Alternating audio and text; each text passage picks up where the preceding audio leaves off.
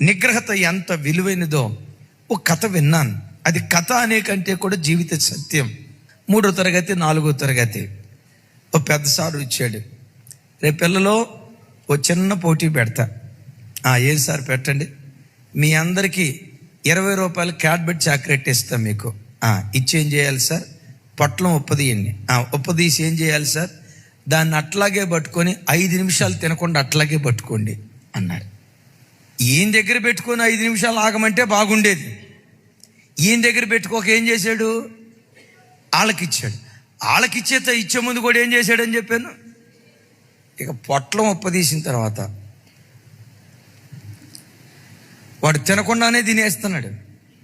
అన్నాడు 5 నిమిషాల దాకా పొరపాటున అసలు తినొద్దని ఆయన అట్లా బయటికి వెళ్ళాడు. అట్లా బయటికి వెళ్ళే లోపు నిమిషం లోపే 30% పిల్లలు తినేశారు.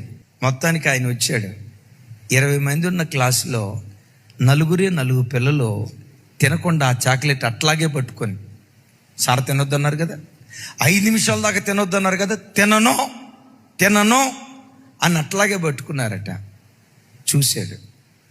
వాళ్ళు పెద్దోళ్ళు అయిపోయారు, పెరిగారు. ఓ 25 సంవత్సరాల తర్వాత అదే గ్రామానికి వస్తే ఆ గ్రామంలో 4 దేవుని చేత బహుగా దీవించబడి ఆ 4 గవర్నమెంట్ ఉద్యోగస్తులుగా స్థిరపడ్డారట. 4.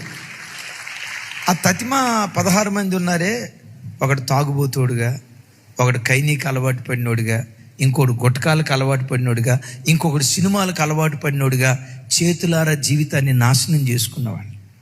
అప్పుడు ఆయన ఏమని రాస్తాడో తెలుసా? ఆశా నిగ్రహత చిన్నతనం నుంచి పిల్లలకు మనం అలవాటు చేయాలి. చిన్న వాటిలో నమ్మకంగా ఉండేవాడు పెద్ద వాటిలో కూడా నమ్మకంగా ఉంటాడు. తమ్ముడు, చెల్లి, నీ జీవితంలో కూడా కొంతమంది స్త్రీలు నిన్ను శోధిస్తారు, జాగ్రత్త. నీ కాలేజీలో కొంతమంది ఆడపిల్లలు నిన్ను శోధిస్తారు, జాగ్రత్త. నీ ఉద్యోగ స్థలంలో కొంతమంది చెడిపోయిన స్త్రీలు నిన్ను శోధిస్తారు, జాగ్రత్త.